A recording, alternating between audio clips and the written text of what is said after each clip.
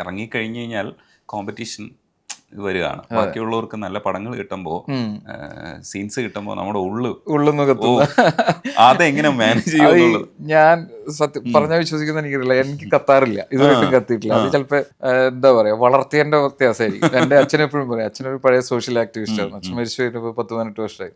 അച്ഛൻ എപ്പോഴും പറയായിരുന്നു, നമ്മള് ഇപ്പൊ ഞാനിപ്പോ ചേട്ടന്റെ സന്തോഷം കണ്ട് ഞാനിങ്ങനെ സന്തോഷിക്കുമ്പോൾ താങ്കളുടെ സന്തോഷം ഇരട്ടിയാവുന്നു. അപ്പൊ ഞാനിപ്പോ അവിടെ ഒരു ഇവന്റിൽ ടോക്ക് ചെയ്തിട്ട് വരുന്ന ഫ്യൂച്ചർ 24 കാക്കനാട് യൂണിവേഴ്സിറ്റിയിൽ. അപ്പൊ അവരോട് ഞാൻ പറയായിരുന്നു, ഞാൻ ലാസ്റ്റ് അവരോട് പറഞ്ഞ കാര്യം ഇതായിരുന്നു, നമ്മളെ എല്ലാവരുടെയും സന്തോഷങ്ങളിൽ നമ്മൾ കൂടെ നിന്ന് സന്തോഷിക്കുകയാണെങ്കിൽ നമുക്കും വരുമ്പോൾ നമ്മുടെ കൂടെ ആളുണ്ടാവും. പക്ഷെ ഞാൻ കാണാറുണ്ട്, നമ്മൾക്ക് ചിലപ്പോൾ നമ്മൾ ഉള്ളിൻ്റെ ഉള്ളിൽ ചിലപ്പോൾ ഉണ്ടായിരിക്കാം, പക്ഷെ എനിക്കിതുവരെയായിട്ട് അങ്ങനെ ഫീൽ ചെയ്തിട്ടില്ല ഇതുവരെയായിട്ട്.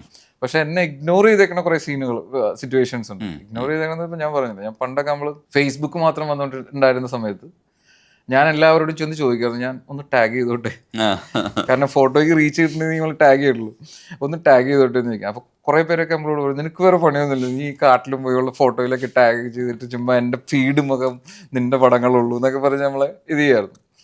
പക്ഷെ അന്നേരം നമുക്ക് വിഷമം ആ കാലഘട്ടത്തിലൊക്കെ തോന്നുമായിരുന്നു. പക്ഷെ എന്നോട് ഒരുമാതിരിപ്പെട്ട എല്ലാവരും ഓക്കേടാന്ന് പറയാറുള്ളൂ. ഓക്കെ എന്നാ പറയാ, കാരണം ഫ്രണ്ട്സൊക്കെ നമ്മളെ പോലെ തന്നെ നമ്മളോട് ചേർന്ന് നിൽക്കുന്ന സുഹൃത്തുക്കൾ. അപ്പൊ എന്റെ സക്സസ് ഉണ്ടായി എന്നല്ലേ പറഞ്ഞ, പക്ഷെ എന്തായാലും ഉള്ളത് വരെ കണ്ടു കൂടെ നിന്ന് സന്തോഷിക്കുന്ന കൂട്ടുകാരെ എനിക്കും ഉള്ളു. അപ്പൊ അവരോടൊക്കെ നമുക്കത് തന്നെ ഒരുപാട് കടപ്പാടുകളുണ്ട്. എല്ലാവരും നമ്മളെന്തെങ്കിലുമൊക്കെ ആയിപ്പെടണം എന്ന് അവർക്കും ആഗ്രഹമുണ്ട്. അപ്പൊ അതുകൊണ്ട് എനിക്ക് അങ്ങനെ തോന്നാറില്ല ഒരു പരിധി വരെ. പക്ഷെ തോന്നുന്ന ആൾക്കാരൊക്കെ ഉണ്ട്, നമ്മൾ ഇൻസ്റ്റന്റ്ലി നമ്മൾ കാണാറും കേൾക്കാറും ഉണ്ട്.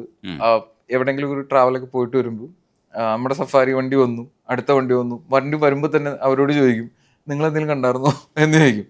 ഇല്ല കണ്ടില്ല എന്ന് പറയും. അങ്ങനെ ഒരു ഫീൽ വരുന്ന ആൾക്കാരൊക്കെ ഉണ്ട്. അത് സ്വാഭാവികമാണല്ലോ, മാനുഷികമാണല്ലോ, മനുഷ്യനല്ലേ നമ്മൾ. End of the day all are human, we have feelings, നമ്മളെല്ലാം വരും. പക്ഷെ ഇതിന്റെ പ്രശ്നം എന്താണെന്ന് വെച്ച് കഴിഞ്ഞാൽ, എന്നെ സംബന്ധിച്ചിടത്തോളം നമുക്ക് കിട്ടിയാലും കിട്ടിയില്ലെങ്കിലും മറ്റൊരാൾക്ക് കിട്ടിയെന്ന് പറഞ്ഞാലും ഓക്കെ, അവിടെ അങ്ങനെ ഒരു സംഭവം ഉണ്ട് അപ്പോ എന്നൊരു ധാരണ ഉണ്ട്. ഇപ്പൊ ഞാൻ കേരളത്തിൽ ഇതുവരെയായിട്ടും കടുവയെ നേരിട്ട് കണ്ടിട്ടില്ല കേരളത്തിൽ. പക്ഷെ കടുവയുണ്ട്, ആൾക്കാർ കാണുന്നുണ്ട്, ഫോട്ടോ എടുത്തവരുണ്ട്. ഞാൻ എന്തോരം നടന്നിട്ടുണ്ട്, ഞാൻ കുറെ നടന്നിട്ടുണ്ട്, കുറെ സ്ഥലങ്ങളിൽ പോയിട്ടുണ്ട്. ഇതുവരെയായിട്ടും ഒരു പ്രാവശ്യം കണ്ടൊരു മിന്നായം പോലെ കണ്ടേ ഉള്ളൂ. പക്ഷെ അങ്ങനെ ഉണ്ട് എന്ന് ആരെങ്കിലും വിളിച്ചു പറയുമ്പോൾ എനിക്ക് എപ്പോഴും അപ്ഡേറ്റ് ഒക്കെ തരുമ്പോൾ ഇവിടെ വന്നിട്ടുണ്ടോ എന്നൊക്കെ പറഞ്ഞു. ഓക്കെ, അപ്പൊ എനിക്ക് സന്തോഷമാണ്, കാരണം അവിടെ കടുവയുണ്ട്, അവിടെ മൂവ്മെന്റ് ഉണ്ട്, അല്ലെങ്കിൽ എലഫന്റ് ഉണ്ട്. അപ്പൊ ഏതെങ്കിലും ഒരു സമയത്ത് നമ്മൾ പോയാൽ നമുക്ക് കിട്ടുമായിരിക്കും എന്നൊരു ഇതുള്ള കാരണം അങ്ങനെ ഇതാണ്. അതേപോലെ തന്നെ ഈ വീഡിയോ സ്റ്റോറീസ് നമ്മൾ ഇന്റർനാഷണൽ ചാനൽസിൽ വരുമ്പോൾ ഇത് ഫുൾ ഡീറ്റെയിൽഡ് ആയിട്ടാണ് കഥ പറയുന്നത്. ഇതെങ്ങനെ ഒരു ഷൂട്ട് ചെയ്യുന്നത് നമുക്ക് ഒരു തരത്തിലും പിടിയിട്ടില്ല. ഇതെങ്ങനെയാ ഇതിന്റെ പിന്നിലെന്ന് നമ്മളിപ്പോ ഒരു സ്ഥലത്തേക്ക് പോയി കഴിഞ്ഞാൽ അവർ അതിനെ ബേസ് ചെയ്തിട്ടുള്ളൊരു സ്റ്റോറി ക്രിയേറ്റ് ചെയ്യാൻ വേണ്ടി തന്നെയായിട്ട് പോകും. ചീറ്റ എന്ന് പറഞ്ഞൊരു ഇതിനെക്കുറിച്ച് സബ്ജക്റ്റിനെ കുറിച്ച് എടുക്കാൻ അവർ വേറെ ഒന്നിനും ഫോക്കസ് ചെയ്തില്ല. അവർ ഡേയ്സ് ആൻഡ് മന്ത്സ് ഒക്കെ അവിടെ സ്പെൻഡ് ചെയ്തിട്ട് അതിനെ മാത്രം ഫോക്കസ് ചെയ്ത് അതിന്റെ ചരിത്രം ഫുള്ള് ഇത് ചെയ്തിട്ടാണ് അവർ എടുക്കുന്നത്. ഇതിപ്പോ ഓരോ നാഷണൽ ജോഗ്രഫിക്ക്, ഡിസ്കവറി, അങ്ങനെയുള്ള ഓരോ നമ്മുടെ ഇവിടെ നിന്നാണല്ലോ ഇപ്പോൾ നമ്മുടെ ഇവിടത്തേക്ക് ആൾക്കാർ മറ്റേ ഒരുപാട് നല്ല പ്രൊജക്ടുകൾ വെസ്റ്റേൺ ഗാർഡ്സിനെ കുറിച്ച് ഇറക്കിയിട്ടുണ്ട്. ബ്ലാക്ക് പാന്തർ കമ്പനിയുള്ള ബ്ലാക്ക് പാന്തറിനെ കുറിച്ചൊക്കെ ഇറക്കിയിട്ടുണ്ടല്ലോ. അപ്പൊ അവരൊക്കെ ചെയ്യുന്നതെന്ന് വെച്ചാൽ അതിനെ മാത്രം ഫോക്കസ് ചെയ്തിട്ട് കുറെ നാൾ സ്പെൻഡ് ചെയ്യും, ഒരുപാട് എഫേർട്ട് ഇടും. അങ്ങനെ ഫോക്കസ് ചെയ്തെടുക്കുമ്പോഴാണ് കിട്ടുള്ളൂ. നമ്മൾ റിസൾട്ട് കിട്ടുമെന്ന് ഉറപ്പില്ലല്ലോ. ഉറപ്പെന്ന് പറഞ്ഞു കഴിഞ്ഞാൽ നമ്മള് എന്റെ ഒരു ആഗ്രഹമുണ്ട്, ടൈഗറിനെ കുറിച്ചൊരു ഡോക്യുമെന്ററി ചെയ്യണമെന്ന് വിചാരിച്ചു. ഞാൻ ഡോക്യുമെന്ററി ഒക്കെ ചെയ്ത് പകുതി ആകുമ്പോഴായിരിക്കും ചിലപ്പോൾ ഈ ടൈഗർ വല്ല ഫൈറ്ററോ എന്തെങ്കിലുമൊക്കെ ചെയ്ത് പോകുന്നത്. ചിലപ്പോൾ അങ്ങോട്ട് വാനിഷായി പോകും, നമുക്കറിയാൻ പറ്റുള്ളൂ. അങ്ങനെയൊക്കെ സംഭവിക്കുന്ന നാളൊരു ആളിന്റെ അടുത്തൊരു കഥ പറഞ്ഞു. പുള്ളിക്ക് ഇങ്ങനെ താല്പര്യം ഉണ്ടായിരുന്നു. പുള്ളി ഇങ്ങനെ ഒരു ടൈഗറിനെ കുറിച്ച് പഠിച്ചുകൊണ്ടിരുന്ന ഇത് ചെയ്യായിരുന്നു. ഞാൻ കുറെ സ്പെൻഡ് ചെയ്തു, കുറെ പൈസയൊക്കെ സ്പെൻഡ് ചെയ്തതൊക്കെ ചെയ്ത് ഓൾമോസ്റ്റ് ഒരു ഹാഫ് കൂടുതൽ സ്റ്റോറിയൊക്കെ ക്രിയേറ്റ് ചെയ്ത് അതിൻ്റെ ഒരു ഫാമിലി ട്രീ ഒക്കെ പുള്ളി, അതായത് ഇതിന്റെ അമ്മ, ഇതിന്റെ അച്ഛൻ എന്നൊക്കെ പറഞ്ഞിട്ട് അവരൊക്കെ പഠിക്കുന്നവരുണ്ട്. എനിക്ക് അത്ര ഉള്ള ഞാനൊന്നുമില്ല. നമുക്ക് കണ്ടു കഴിഞ്ഞാൽ സംഭവം കടുവ. പേര് ഇപ്പൊ ഒരു പരിധിവരെയൊക്കെ അറിയാം, എല്ലാത്തിനും അവർ പേരിട്ടിട്ടുണ്ട്. പക്ഷെ എങ്കിലും എനിക്ക് സബ്ജക്റ്റ് ഫോട്ടോഗ്രാഫിയാണ് മെയിൻ. അപ്പൊ അങ്ങനെയുള്ള കാരണം. പക്ഷെ പുള്ളി പറയാം, അപ്പൊ ഇത് ചെയ്ത് തീരാറായപ്പോഴത്തേക്കും ഇത് മിസ്സിങ് ആയി, പിന്നെ കാണാനില്ല. കുറെ നാൾ കഴിഞ്ഞപ്പോ അറിഞ്ഞു അത് ചത്തുപോയി എന്നാണ് അറിയണത്. അപ്പൊ പുള്ളിക്ക് എത്രയും ചെയ്തത് വെറുതെ. അപ്പൊ എങ്ങനെ ഇത് എൻഡ് ചെയ്യാൻ പറ്റില്ല, നമുക്ക് വേറൊരു ഡമ്മയെ കൊണ്ടൊന്നും ചെയ്യാനും പറ്റില്ല. അങ്ങനെയൊക്കെ സംഭവിക്കും. പക്ഷെ ഒരു പരിധി വരെയൊക്കെ ആൾക്കാർ അങ്ങനെ ചെയ്തു പോകും. ഇപ്പൊ ഞാൻ എൻ്റെ ഒരു ഇതിൽ എനിക്ക് ചെയ്യാൻ വെസ്റ്റേൺ ഗാർഡ്സിനെ കുറിച്ച് എന്തെങ്കിലും ചെയ്യാൻ വലിയ ആഗ്രഹമുള്ളൊരു ഇതാ ഇപ്പോഴും മനസ്സിൽ കിടക്കുന്നുണ്ട്. ഞാൻ ഇന്നാൾ ഷൂട്ട് ചെയ്തായിരുന്നു നിക്കോണിന്റെ ഒരു ഇതിനു വേണ്ടി. C6 III ക്യാമറ ഇറങ്ങിയപ്പോൾ വെസ്റ്റേൺ ഗാർഡ്സ് ഞാൻ ഫുള്ള് കവർ ചെയ്ത് വാൽപ്പാറയിൽ പോയി ആദ്യം. വാൽപ്പാറയിൽ പോയി ലൈൻ ടെയിൽ മെക്കാക്ക് എന്ന് പറഞ്ഞ ഇതിൻ്റെ ഇതുണ്ട്. ഈ ക്യാമറയ്ക്ക് വേണ്ടി അവർ എന്നോട് പറഞ്ഞിട്ട് ഞാൻ പോയി എടുത്തൊരു 5 ദിവസം ഫുള്ള് വെസ്റ്റേൺ ഗാർഡ്സിലായിരുന്നു. അപ്പോൾ അവിടെ പോയി എടുത്ത് അതിൽ വെസ്റ്റേൺ ഗാർഡ്സിൽ നിന്ന് ലൈൻ ടെയിൽ മെക്കാക്കിൻ്റെ എലഫൻസ് ഉണ്ട്, പിന്നെ കുറേ ഫ്രോഗ്സ്, സ്നേക്സ് ഒക്കെ ഉണ്ട്. ഇതിനെയൊക്കെ നമ്മൾ ഒരു പരിധി വരെ ആരും കാണാത്ത ചെറിയ ചെറിയ ഫ്രോഗ്സ് ഉണ്ട്. ഇപ്പം ഞാൻ പറഞ്ഞ വൈൽഡ് ലൈഫിലോ അല്ലെങ്കിൽ ഇതിനോട് താല്പര്യമുള്ള ആൾക്കാരല്ല, ഒരു ഒരു ഒരു സെക്ഷൻ ഓഫ് പീപ്പിൾ ഇതൊന്നും കണ്ടിട്ടില്ലാത്ത കണ്ടാലും ഇഗ്നോർ ചെയ്ത് കളയുന്നൊരു ഇതായിരിക്കും. കാരണം അതൊരു തവള, പക്ഷെ നമ്മൾ അതിനെ ക്ലോസ് ആയിട്ട് ഒബ്സർവ് ചെയ്യുമ്പോഴായിരിക്കും മനസ്സിലാവുന്നത് ഭയങ്കര ഭംഗിയും ഭയങ്കര ഇതായിരിക്കും. ഇപ്പൊ മീശപ്പുലിമല പോയി എല്ലാവർക്കും ചാർലി സിനിമയ്ക്ക് ശേഷമാണ് മീശപ്പുലിമല, പക്ഷെ അവിടെ റെസ്പ്ലൻഡന്റ് എന്ന് പറഞ്ഞാൽ ഫ്രോഗിനെ കണ്ടു തുടങ്ങിയത് ഇപ്പോഴും ആൾക്കാർ. അവിടെ ഒരു ഭയങ്കര ബ്യൂട്ടിഫുൾ ആ ഫ്രോഗ്. പിന്നെ ഗാലക്സി ഫ്രോഗിനാണെങ്കിൽ വോക്കൽ കോഡ് പോലും ഇല്ല. അതിനെ നമുക്ക് കണ്ടെത്തുക എന്ന് പറഞ്ഞാൽ ഭയങ്കര ചടങ്ങാണ്. അവർ തപ്പി കണ്ടുപിടിച്ചപ്പോൾ ഞാൻ ഇന്നാളെ ഇതിനു വേണ്ടി ഷൂട്ട് ചെയ്യുമ്പോൾ ഇപ്പോൾ എനിക്ക് എൻ്റെ ഫ്രണ്ട് സെബിൻസ്റ്റർ എന്ന് പറഞ്ഞാൽ പുള്ളിയായിരുന്നു എന്നെ ഹെൽപ്പ് ചെയ്തത്. അപ്പോൾ ഞങ്ങൾ കുറേ തപ്പി കുറേ ഇതിന് ശേഷമാണ് ഒരെണ്ണത്തിനെ കാണുന്നത്. അതും വളരെ ചെറുതാണ്, വളരെ മൈന്യൂട്ടാണ്. പക്ഷെ അതിൻ്റെ ഫോട്ടോ എടുത്ത് കഴിയുമ്പോൾ എൻ്റെ പേജിലുണ്ട്, ഫോട്ടോയും വീഡിയോയും കാണുമ്പോൾ ഭയങ്കര ഭംഗിയാണ്. അല്ല, ഈ ഇൻസെക്ട്സിന്റെ മൈക്രോ ലെൻസ് വെച്ചിട്ടുള്ള ഫോട്ടോഗ്രാഫി, അതിപ്പോ അതിന്റെ വീഡിയോസ് ഒക്കെ വരുന്നുണ്ടല്ലോ, അത് ശരിക്കും അത് വേറൊരു ഡിപ്പാർട്ട്മെന്റ് ആണല്ലോ നിങ്ങളുമായിട്ട്? ഇല്ല, എല്ലാം ഇറ്റ്സ് ഓൾ കവർ, എല്ലാത്തിന്റെയും ഇതിൽ കവർ ചെയ്യും.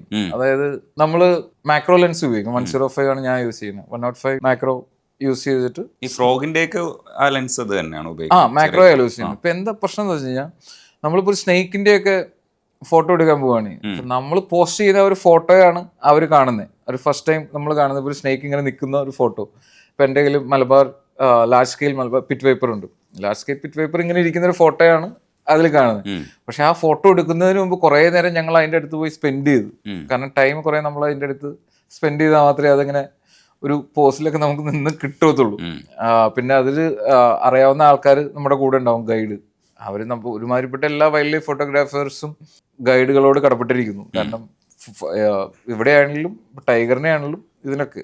അപ്പം അത് നമ്മൾ കുറേ നേരം അതിൻ്റെ അടുത്തിരിക്കുമ്പോൾ നമ്മുടെ ഹീറ്റും അതിൻ്റെ ഇതിനും തമ്മിൽ അതിനൊരു ഐഡിയ കിട്ടും. Okay, this is not a threat. പിന്നെ പുള്ളി അങ്ങോട്ട് സെറ്റിൽ ഡൗൺ ആവും. അന്നേരമാണ് പിന്നെ നമ്മൾ ഫോട്ടോ എടുത്ത് തുടങ്ങുന്നത്. അപ്പോൾ ഒരു 40 minutes ഒക്കെ നമ്മൾ സ്പെൻഡ് ചെയ്തിട്ടായിരിക്കും. പക്ഷെ നമ്മുടെ ഔട്ട്പുട്ടിലൊരു ഫോട്ടോ നമ്മൾ പോയി പാമ്പിൻ്റെ പടം എടുത്തിട്ട് പോകുന്നു എന്നായിരിക്കും. പക്ഷെ പിന്നെ ചില മാക്രോസ് ഒക്കെ എങ്ങനെയാണെന്ന് വെച്ച് കഴിഞ്ഞാൽ തവളകളുടെ ഇത് അമ്പോലി അകുമ്പയിലൊക്കെ പോയി കഴിഞ്ഞാൽ ഫ്രോഗ്സ് ഉണ്ട്, ഡിഫറെൻറ്റ് ടൈപ്പ് ഓഫ് ഫ്രോഗ്സ്. അതൊക്കെ നമ്മൾ കുറച്ച് ഇതാണ്. ഇപ്പം ചിലപ്പോൾ നമ്മൾ നല്ല രീതിയിൽ നല്ല ഹാബിറ്റാറ്റിലൊക്കെ ഇരുന്ന് കിട്ടും, അല്ലെങ്കിൽ ഇച്ചിരി പാടാ. ഒറാങ്കുട്ടന്റെ കാര്യം പറഞ്ഞല്ലോ, നമ്മളുമായിട്ടൊക്കെ ഭയങ്കര അടുത്ത് നിൽക്കുന്ന ഒരു ജീവിയാണ്. ചെറിയ വ്യത്യാസങ്ങളെ നമ്മൾ പരിണാമത്തിൽ ഉള്ളതെന്ന് നമ്മൾ വായിക്കുന്നവർ ആ ജീവിയെ നിരീക്ഷിക്കുകയും പുതിയ അറിവ് കിട്ടുന്ന സമയത്തുള്ള ഒരു ഹർഷമില്ലേ, അത് പറയും. അതൊരു വല്ലാത്ത ഫീൽ. എൻ്റെ ജീവിതത്തിൽ എനിക്ക് ഈ വൈൽഡ് ലൈഫ് ഫോട്ടോഗ്രാഫിയിൽ ഇതുവരെയായിട്ടും ഉള്ളതിൽ മറക്കാൻ പറ്റാത്തൊരു സീനാണ് ഈ ഒരു ട്രിപ്പായിരുന്നു അത്. ഞാൻ 2-3 പ്രാവശ്യം പോയിട്ടുണ്ട് ബോർണിയോയിൽ. ഇപ്പോൾ ഒറാങ്കുട്ടാൻ്റെ ഇത് കേട്ട് കഴിഞ്ഞപ്പോൾ ഇതിനെക്കുറിച്ച് വായിച്ചും എൻ്റെ ഫ്രണ്ടിന് പുള്ളിയുടെ ഇതിൽ നിന്നൊക്കെ പുള്ളി പോയിട്ടുണ്ടായിരുന്നു. പുള്ളിയുടെ ഫോട്ടോ ഒക്കെ കണ്ടു കഴിഞ്ഞപ്പോൾ ഞങ്ങൾ പ്ലാൻ ചെയ്ത് ട്രിപ്പ് ഇട്ടു. പിന്നെ ഞാൻ വേറെ ഒന്നുകൂടെ പോയി. രണ്ടാമത് പോയപ്പോഴാണ് ഇവർ 97% ഓഫ് DNA മാച്ചസ് വിത്ത് ഹ്യൂമനാണ് ഇവരുടെ. അപ്പോൾ ശരിക്കും പറഞ്ഞൊരു ബെറ്റർ ഹ്യൂമൻ എന്ന് വിളിക്കാൻ വേണ്ടി നമ്മളെക്കാളും ബെറ്റർ. അപ്പോൾ അവർ വിളിക്കുന്നത് തന്നെ മാൻ ഓഫ് ദ ഫോറസ്റ്റ് എന്ന് പറയാം ഒറാങ്കുട്ടാൻ. അപ്പോൾ ഇതിനെ കിട്ടണമെന്നുണ്ടെങ്കിൽ ബോർണിയോ എന്നുള്ള island in between Malaysia, Indonesia അതിൻ്റെ ഇടയിൽ. അപ്പോൾ നമ്മൾ ഇവിടുന്ന് ഇപ്പോൾ ഞാൻ അന്ന് പോയപ്പോൾ ഞാൻ ഹൈദരാബാദിൽ നിന്ന് ചെന്നൈ, 1 side 4 flights ആയിരുന്നു. അതായത് ഞാൻ ഹൈദരാബാദിൽ നിന്ന് ചെന്നൈ പോയി, ചെന്നൈയിൽ നിന്ന് മലേഷ്യയിൽ നിന്ന് ജക്കാർത്തയിൽ നിന്ന് പങ്ക്ലാൻബൺ എന്ന് പറഞ്ഞ ഒരു സ്ഥലം. അങ്ങനെ ഇത്രയും കവർ ചെയ്തിട്ട് 1 side up and down 8 flights ആയിരുന്നു അന്ന്. ഇപ്പം ചിലപ്പോൾ വേറെ ഉണ്ടാവുമായിരിക്കും. അവിടെ ചെന്ന് കഴിഞ്ഞിട്ട് അപ്പോൾ അവിടെ കുറേ ഡിഫറെൻ്റ് ഓഫ് ഇതുണ്ട്. ഒരു സ്ഥലം എന്താണെന്ന് വെച്ച് കഴിഞ്ഞാൽ ക്യാമ്പ്സ് ഉണ്ട് അവിടെ. കാരണം അവിടെ ക്യാമ്പുകളിലൊക്കെ റെസ്ക്യൂ ഓപ്പറേഷൻ നടത്തി. ഇന്തോനേഷ്യ ഡീഫോറസ്റ്റേഷൻ ഭയങ്കരമായിട്ട് നടക്കുന്ന ഒരു സ്ഥലമാണ്. അപ്പോൾ ഡീഫോറസ്റ്റേഷൻ എന്ന് പറഞ്ഞാൽ പാം ഓയിലിൻ്റെ ഇൻഡസ്ട്രി ഭയങ്കര പ്രശ്നമാണ് അവിടെ. അപ്പോൾ അവരുടെ ഇത് കാരണം, ഈ ഡീഫോറസ്റ്റേഷൻ ഇത് കാരണം ഇതുങ്ങൾ കുറേയൊക്കെ ഇല്ലാണ്ടായി, ഭയങ്കരമായിട്ട് നാശം സംഭവിച്ചുകൊണ്ടിരിക്കുകയാണ്. അപ്പോൾ ആൾക്കാർ ഇതിനെ പിടിച്ചുകൊണ്ട് പോകും, കൊല്ലുന്ന സീൻ ഉണ്ടാവും. അപ്പോൾ അവർ റെസ്ക്യൂ സെൻ്ററുകളുണ്ട് അവിടെ. അപ്പോൾ അങ്ങനെയുള്ള സ്ഥലത്ത് നിന്ന് ഇതിനെ രക്ഷിച്ചിട്ട് തിരിച്ചു കൊണ്ടുവന്ന് വീണ്ടും ഇതിനെ റീഹാബിറ്റേറ്റ് ചെയ്യാൻ വേണ്ടിയുള്ള ശ്രമം നടത്തും. അപ്പോൾ അതിന് ഫുഡൊക്കെ കൊടുക്കാനും ഇതൊക്കെ ഉള്ള സ്ഥലങ്ങളുണ്ട്. കാരണം അവർ വൈൽഡിൽ നിന്ന് ആൾക്കാർ പിടിച്ചു കൊണ്ടുപോയതിനെ തിരിച്ചു കൊണ്ടുവന്ന് വീണ്ടും കാട്ടിലേക്ക് ഇടുകയാണ്. അപ്പോൾ ഇവർക്ക് ഫുഡ് അവർ പ്രൊവൈഡ് ചെയ്യുന്നുണ്ട്. അവർ അവിടെ ഗവൺമെൻറ്റിൻ്റെ ഇത് അവർ ഒരുപാട് ചെയ്യുന്നുണ്ട്, ഒരുപാട് നല്ല കാര്യങ്ങൾ ചെയ്യുന്നുണ്ട്. അപ്പോൾ അങ്ങനെയുള്ള സ്ഥലങ്ങളുണ്ട്. ഇപ്പോൾ ടൂറിസ്റ്റുകളൊക്കെ ഒരു പരിധി വരെ പോയി കഴിഞ്ഞാൽ അവിടെ പോയി ഇതിനെ കണ്ടിട്ട് തിരിച്ചു വരും. ഞാൻ അന്ന് പോയപ്പോൾ, രണ്ടാമത് ഞാൻ പോയപ്പോൾ എന്താ വെച്ചാൽ ഞങ്ങളൊരു അവിടെ നിന്ന് കുറച്ച് വേറെ സ്ഥലത്തേക്ക് പോയി. എൻ്റെ ഗൈഡിനോട് ഞാൻ ചോദിച്ചു എനിക്ക് ശരിക്കും നാച്ചുറൽ ഹാബിറ്റാറ്റിൽ എവിടെയാണ് കിട്ടുന്നത് വെച്ചാൽ പുള്ളി ഒരു സ്ഥലത്തേക്ക് കൊണ്ടുപോയി തന്നെ. അപ്പോൾ അവിടെ ഞങ്ങളൊരു ദിവസം നൈറ്റ് അവിടെ അവരുടെ ഒരു ഫോറസ്റ്റിൻ്റെ ഒരു ചെറിയൊരു ഇതുണ്ടായിരുന്നു, ബിൽഡിങ്. അവിടെ രാത്രി താമസിച്ച് അവരുടെ കൂടെ താമസിച്ച് പിറ്റേ ദിവസം ഞങ്ങൾ ചെറിയ ഹൗസ് സ്മോൾ ബോട്ടിൽ 3 പേർക്ക് ഇരുന്ന് പോകുന്നൊരു ബോട്ടിൽ ഞങ്ങൾ കറങ്ങുകയാണ്. അപ്പോൾ ഇതിനെ ഇങ്ങനെ കാണാൻ വേണ്ടി ഞങ്ങൾ പോണ വഴിക്ക് പുഴ വഴി, അപ്പോൾ അവിടെ ഇതൊക്കെ ഉണ്ട്, ക്രോക്കഡൈൽസ് ഒക്കെ ഉണ്ട് അതിൽ. അപ്പോൾ ഞാനിങ്ങനെ പോകുന്ന വഴി ഇത് താഴെ അതായത് ഗ്രൗണ്ടിൽ ഇതിനെ കാണാൻ അത്ര ഈസി അല്ല, ചില സമയത്തൊക്കെ കാണുള്ളൂ.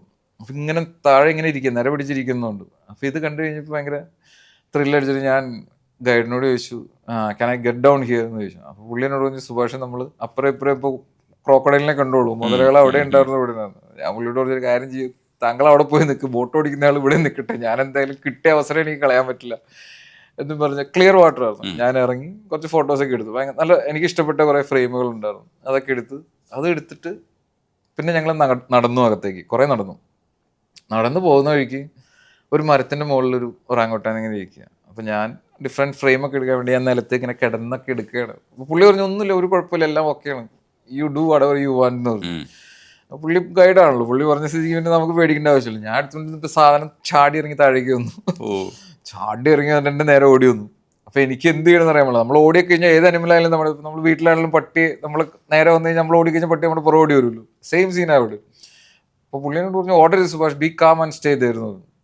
ഞാൻ പറഞ്ഞു ശരി നിൽക്കാം, വീട്ടിൽ ഭാര്യയും കൊച്ചുമൊക്കെ ഓർമ്മകളായി പുള്ളിയുടെ വരികയാണ്. കാരണം ഈ സാധനം വൈൽഡ് അനിമലാണ്, എന്ത് പറഞ്ഞിട്ട് അതിനാണ് ഭയങ്കര സ്ട്രോങ് ആയ നമുക്ക്. ഇതെൻ്റെ അടുത്തേക്ക് വന്നിട്ട് ആദ്യം എന്നെ ഇങ്ങനെ നോക്കി സ്നിഫ് ചെയ്തു, എന്നിട്ട് കയറി പിടിച്ച സ്ഥലം പറയാൻ പറ്റില്ല, ഒരു പിടുത്തമായിരുന്നു. സ്വർഗം കണ്ടു ശരിക്കും പറഞ്ഞു ഞാൻ. അത് കഴിഞ്ഞിട്ട് എൻ്റെ ക്യാമറയിൽ എൻ്റെ കയ്യിൽ പിടിച്ച് ടച്ച് ചെയ്യല്ല, എൻ്റെ ഫോട്ടോ ഒക്കെ ഉണ്ട്, ഞാൻ തരാം. ടച്ച് ചെയ്യല്ല എഴുത്, ഇങ്ങനെ പിടിക്കും, ഇങ്ങനെ പിടിച്ചു. അത് കഴിഞ്ഞിട്ട് എൻ്റെ നേരെ നോക്കി ക്യാമറയിലേക്ക് നോക്കി കുറേ നേരമൊക്കെ നിന്നു. അത് കഴിഞ്ഞപ്പോൾ ഞാൻ കൂളായി. അപ്പോൾ എനിക്ക് മനസ്സിലായി ഒന്നും ഉപദ്രവിക്കൊന്നുമില്ലായിരിക്കും. പിന്നെ പുള്ളി കൂളായിട്ട് എൻ്റെ അടുത്ത് നിൽക്കുകയാണ്. പിന്നെ ഞാൻ അവിടെ കൂളായിട്ട് വന്നു, പുള്ളി എൻ്റെ സൈഡിൽ അവിടെ വന്നിരുന്നു, അവിടെ ഇങ്ങനെ ഇരുന്നു, ശരിക്കും മനുഷ്യനെ പോലെയായിരുന്നു, അതായത് പെരുമാറ്റങ്ങളെ. അപ്പോൾ നമ്മളെ ടെസ്റ്റ് ചെയ്ത് നമ്മളെ ചെക്ക് ചെയ്തു, പുള്ളി അവിടെ വന്നിരുന്നു. പിന്നെ ഞാൻ സെൽഫി ഒരു എടുത്തു, അതായത് സെൽഫി എന്ന് വെച്ചാൽ അങ്ങനെയല്ല, പുള്ളിയോട് പറഞ്ഞൊരു ഫോട്ടോ എടുത്തെന്ന് പറഞ്ഞ് ഫോട്ടോയൊക്കെ എടുത്തു. പക്ഷെ അതൊരു എക്സ്പീരിയൻസ് ആയിരുന്നു. ഒരു വൈൽഡ് അനിമൽ, അത് നമ്മളുമായിട്ട് ഒരുപാട് കണക്റ്റഡ് ആണ്. അവർ ഈവൻ ടൂൾസ് പോലും യൂസ് ചെയ്ത് തുടങ്ങിയൊരു സീനൊക്കെ ഉണ്ടല്ലോ ഇപ്പോൾ കുറേ സ്ഥലങ്ങളിലൊക്കെ. അപ്പം അങ്ങനെ ഒരു എൻഡാഞ്ചേർഡ് ആയിട്ടുള്ളൊരു ഇതിനെ കിട്ടി. അതൊരു വല്ലാത്തൊരു അനുഭവമായിരുന്നു ഒറാങ്ങുട്ടാൻ. അത് പക്ഷേ വംശനാശം സംഭവിച്ചുകൊണ്ടിരിക്കുകയാണ് ശരിക്കും പറഞ്ഞു കഴിഞ്ഞാൽ.